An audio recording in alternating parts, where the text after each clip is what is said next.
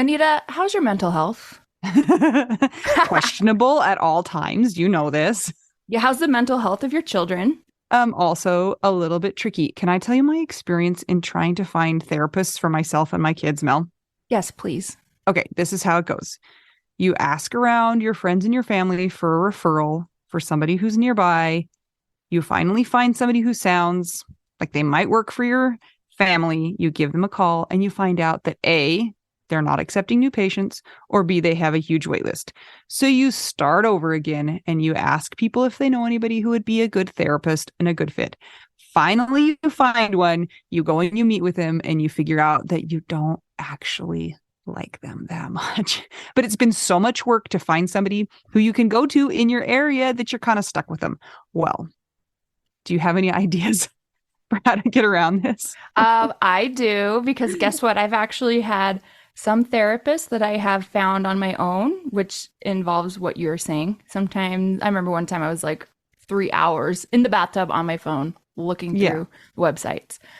I was such a prune at the end. But I have also had the experience with working with BetterHelp. And it was like, I don't want to say too good to be true, but because it is true, but it's like amazing because I was matched with my therapist within 24 hours. And you didn't have to go through all of that other ridiculous process of trying to find somebody. And here's the cool thing too, is if that person didn't work out for you, you can just switch and say, and it's not like you're committing to another years long search for somebody who you're going to jive with. It's true. And I lucked out, or maybe just BetterHelp is really good at matching people together because I never had to change my therapist. I loved her. Perfect fit for me. And I know that some of our friends have used BetterHelp and they've had to change therapists, and boom, same day, you can change. Easy peasy. You can ghost your therapist. Get a new one. I love this idea. BetterHelp is one of our sponsors. If you use our promo code trybetterhelp.com/WWDN, you get 10% off your first month. And we totally recommend it. Yes, get some therapy. That's trybetterhelp.com/WWDN.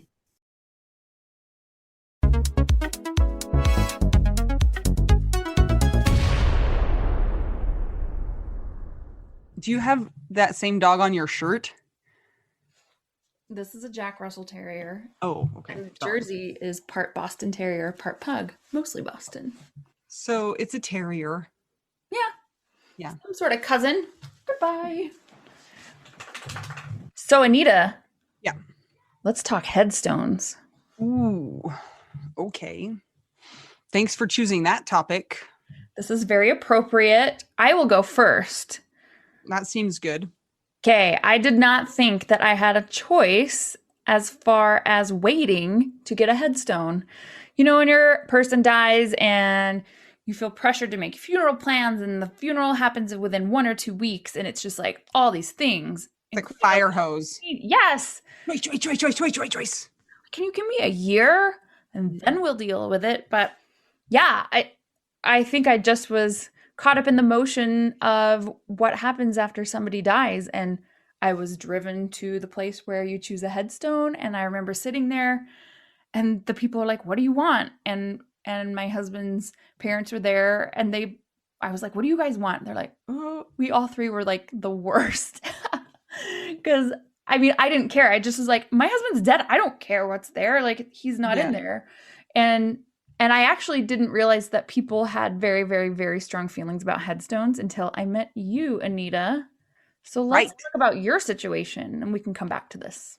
Okay. Well, yeah, I was going to say, you buried Scott in a cemetery, though, that had restrictions on headstones. Yeah. Like a lot of them. They had to be flat, right? I didn't even know any of this. I guess so. And they had to, is it copper that they're made out of, or brass, or? This is how much I was so out of it. You can tell. So you had very limited options, I feel like. Yeah. I don't have any of those limitations. So my husband died 2+ years ago, 2 years, 2 months ago.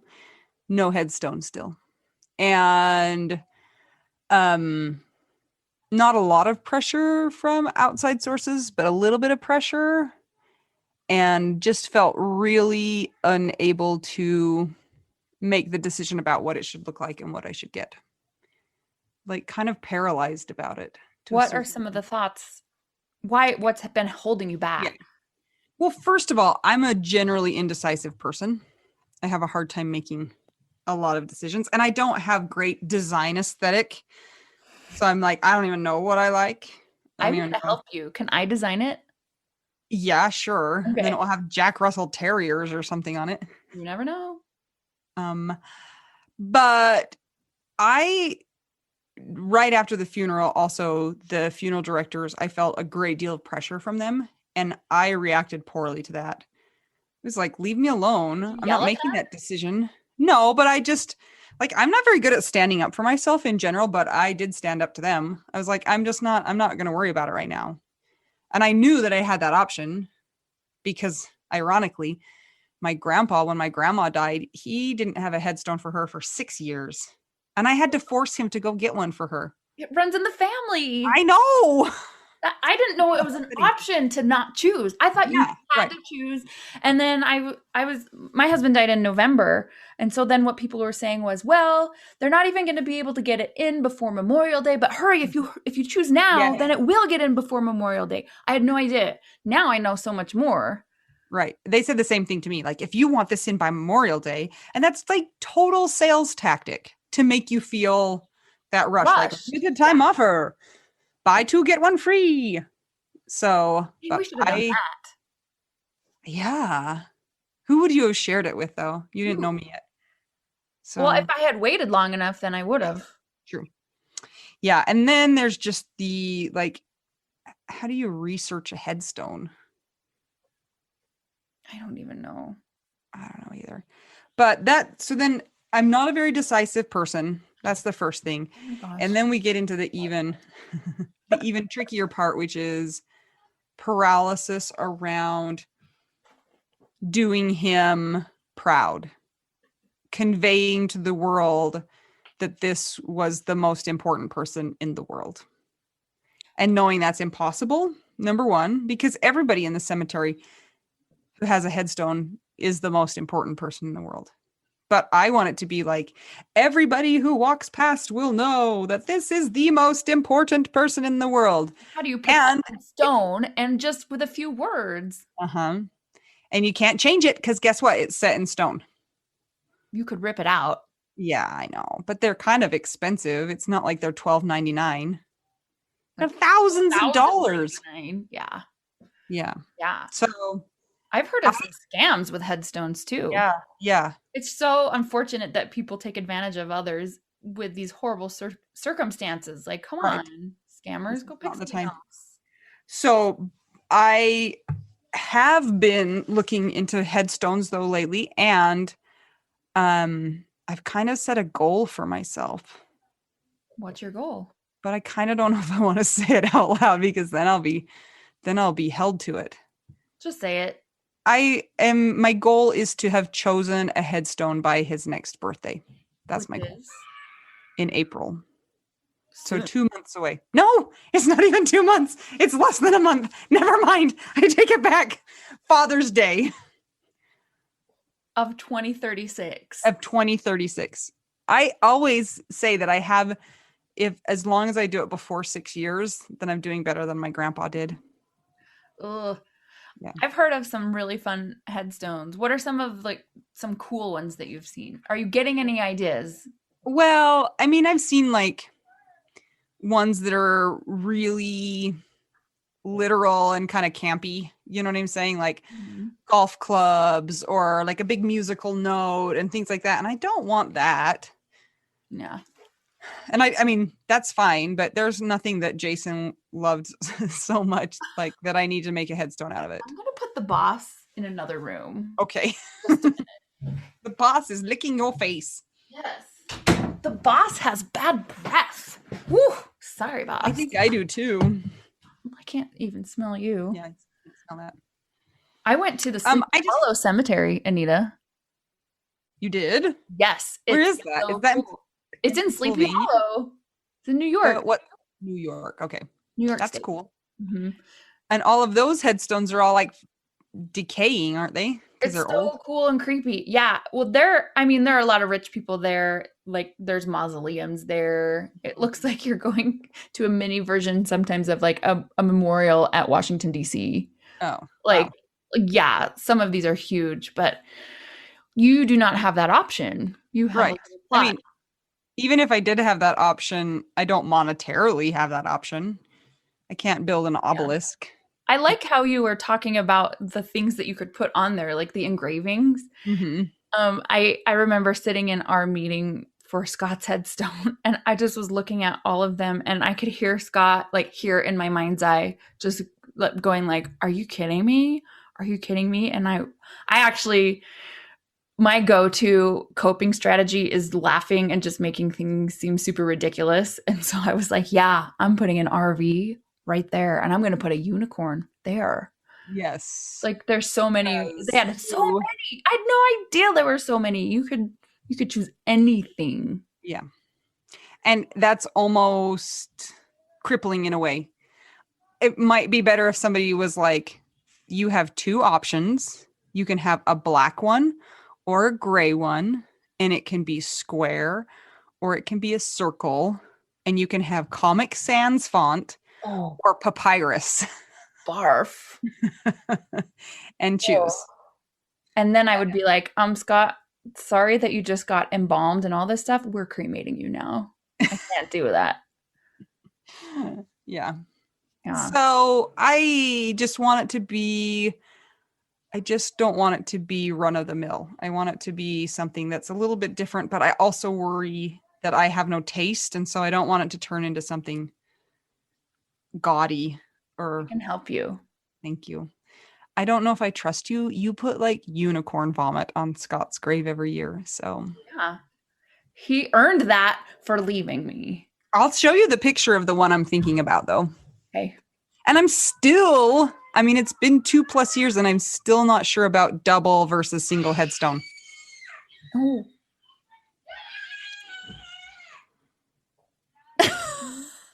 This is normal, everybody. Don't worry. This happens every time. They're fine, right? Might need to have a please hold. And I'm back. Is everybody okay? Mayhem managed. Okay, good. No blood. No blood. Okay. Nope. So, oh my gosh. Maybe you need a trusted friend to help you kind of weigh the pros and cons of what you're thinking about. Yeah. That's not me, although I'm happy to help. Oh, why, thank you. I'll be over I'll in design a it for you. moment. Oh, So let's talk about the double versus the single headstones. yeah. So not sure on that yet. Right. Because my decision was so fast, I just ended up doing A double. a double because I was like, I will never marry again. I am done dating. Like I had to decide it in a week. Mm-hmm. So of course, right then I was just like, nope, this is my life. I'm going to like wear black my whole life and wear a veil my whole life and never talk to anybody ever again. My name is going on there. And I also died when Scott died, even though my body is living. Yeah. But you know what's weird? There is something comforting about seeing my name on the headstone. It's very odd and Yeah. traumatizing, but it's also like, oh yeah, I belonged to Scott. That happened. Yeah. It's It's validating. that I was there and that I was important to him. And that was important to me because as somebody that does not have kids with their husband and we were not married very long, it's easy for people that knew him longer to maybe take ownership or for you to feel like they take ownership more sometimes. It's complicated, but How often do you think, because I feel like a lot of people in the newly widowed stage feel the same way, like I'm never getting married again. There's no way my heart can deal with this. He was mine, all of that kind of stuff. How often do you think people get a double headstone and then end up getting remarried? I think it's pretty common. Common. Yeah. Yeah. I know that it's caused some strife among people. If any of you guys have experience with that, tell us in the comments. We want to hear. We want to hear your situation. I don't intend to get remarried. I'm not actively pursuing dating. Or I know I'm dating you, Mel, but that's just a joke. Okay. Our relationship is a joke, but in so many ways. But I still think it's like famous last words. Like never promise anything like that because you never know what life is going to throw at you. And I actually there's like for perspective, There are 3 women in my neighborhood who are widowed young, and all 3 of them are remarried and have been remarried to their second spouse longer than they were married to their first spouse. Have you talked to them about this? Oh yeah. What do they say about the headstone? It blows my mind because there's different camps. So there's a couple that you would never know were married before. Like that life died with them and they don't really talk about it, and they seem like they're living just a totally normal, happy middle America, Middle America in Utah life. mid. What is it? Just like an average, All American life. just an average American life. And it's so crazy to think that they went through something so catastrophic and they look so normal now. Like that doesn't seem to weigh into their life now. Although I'm sure it does. It doesn't appear that on the outside. So, and then one of them talks about it pretty openly, but she's been married to her second spouse like 27 years. And she was married to her first spouse like 5 years. So, Do you know yeah, what they did for their headstones? I don't know about the one. I'll have to ask her what she did. Okay. Yeah. Yeah. I mean, there's also the option of you could still choose to be buried next to your person if there's a plot, Mm-hmm. have separate headstones, and that way it's kind of a happy medium, even if you do get remarried, maybe. Yeah. I tend to hate things that are very, not cliche, but that look like everything else. I'm just like, ah. I don't want the standard like rectangle with my name and with your name and with the picture in the middle, It's just I And don't I want just to. was like, get it done, put it in Yeah. the ground. I don't want to ever think about this again. This is stupid and it doesn't matter because it's not Scott. Yeah. We're opposite in how we feel about it. Yeah, but I kind of wonder if you would have had more time, if you would have grown more feelings about it. You know Maybe. what I'm saying? Yeah, but also I've never been a big cemetery person anyway. My Hmm. family really loves going to the cemetery. It's Yeah. like a very important tradition for my parents and my grandparents on both sides and all their extended family, like all the old people. And so I don't know why I didn't inherit that gene, but yeah. So I think it's just different for me. I don't know. I feel Scott around me more than when I go to the cemetery and visit. So I actually don't visit as often as maybe some people do. So I don't know. It's just such a disconnect for me. So I think I've just kind of been like, meh, Yeah. screw But it. again, your options were limited. And so it's like there's not that pressure of differentiation because that was kind of taken away from you. Yes. Whereas Also, like, his parents live in a different state. mm, And so they're like, "Hey, we're leaving tomorrow. We've been here for the funeral all week and whatever, we're leaving. Like we have to decide this now." yeah, So yeah. If I had known that there were creative options, oh, who knows what would have who happened. knows? Yeah. Well, and part of the pressure is not about how I feel about it. It's communicating to the random passerby, the person who's walking their dog through the cemetery. Like in this sea of headstones, this is the one, you know. Do you think that's even possible? Mm-mm, I don't. That's why I think I have such a hard time with it, is because I know, and like I said before, everybody else feels that same way. It's like, no, my person, my mom, my brother, my husband, my whatever is the most important person. And when I'm at the cemetery, and the only reason we go to the cemetery is because there's a park there, and so my kids can play, and it's close to my house, and so when I run away, I can just run away there. But now I can't remember what I was going to say. Were you going to say you go there and you lay on it?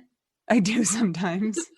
But oh, and like if I'm having a hard time and like people are looking at me, I just want to be like, my husband is here. Like this is my cemetery. Like you guys need to leave. This is mine. You're just on a walk. This is not your dead person here. So, Hard stuff. because he has no headstone, he is nameless right now. He is the opposite of what my desire is. So Yeah. that's good. Well, keep us posted on if you actually follow through with your goal. Okay, I Curious. will. And I want to hear what you guys did about double versus single and whether it was an easy decision and how long it took you and all of those things. So, Or if you've cremated your spouse, what are some of the things that you've done that have been helpful for you to still memorialize them? yeah. Do you have a And cool there's options urn? to cremate and have a like a headstone or a memorial plaque also. Yeah. Like there's so many options. So, Mhm. yep. Yeah. We want to hear everything. Tell us. All right, Mel, I'm going to go take care of the crazies. Okay. And if any of you guys want to join our private Facebook club, the Widow Wives Club, go ahead and search for that. We would love to continue the conversation in there. We have a lot of fun in there, and everybody is super cool and chill and accepting. So find us there. I'm Anita. I'm Mel. We're just two young widows on a quest to figure out widow we do now.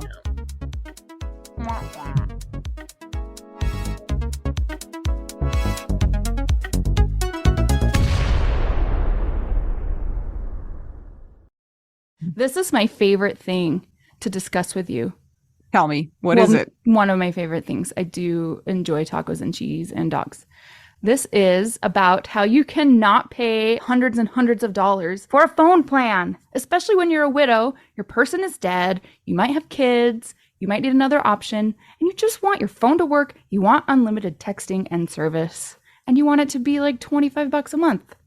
It blows my mind that they have plans that start at $15 a month. That is so cheap. And the cool thing is it uses other 5G networks, and so you don't have to pay extra for that, and you still get great service. Yep, Anita and I have traveled all over, and I have used my phone. So I highly recommend it. And my mom's even on it. When my dad died, we put his phone down to the cheapest plan, which is $15 a month. And I think my mom's on the $20 a month plan, and it's so worth it. It's so much cheaper than what we were all paying before. So I highly recommend it if you're on a budget or not. Who cares? Ryan Reynolds is in charge of the company, and they send you free stickers with Ryan Reynolds temporary tattoos. It's kind of the best. So if somebody wants to sign up, what can they do, Anita? Go to trymintmobile.com/WWDN. Seriously, you guys, such a great idea. Save yourself some money. And if you're worried about losing data or having any changes with your phone, not going to happen. They walk you through it. Everything's fine. It's the easiest process of all time. Again, that's trymintmobile.com/WWDN.